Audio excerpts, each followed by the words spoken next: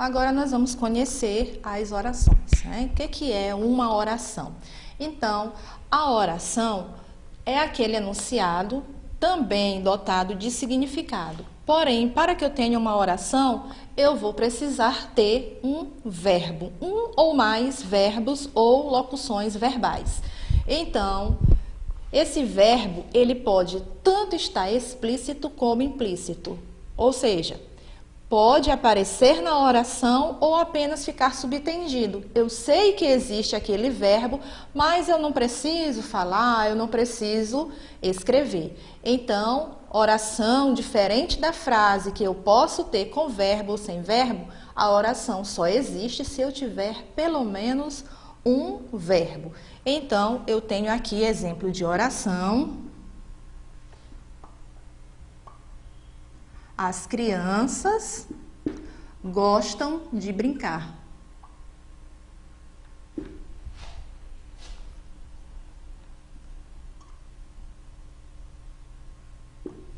Então, gostam é o verbo, né? Então, por isso eu tenho uma oração.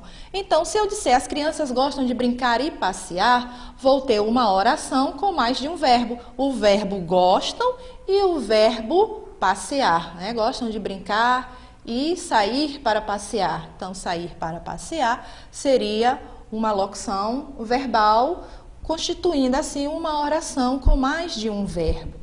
Então, essa oração, também diferente da frase, ela pode ou não ter um sentido completo. Como assim?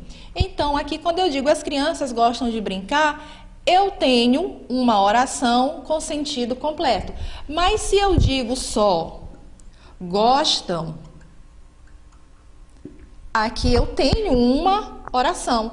Porém, essa minha oração, ela não tem sentido completo, porque gostam, pode ser que as pessoas aqui gostem de várias coisas, que eu não estou informando o quê. Então, se eu chegar e disser para vocês gosto, vocês vão ficar pensando de quê? Então, oração, porém sem sentido completo.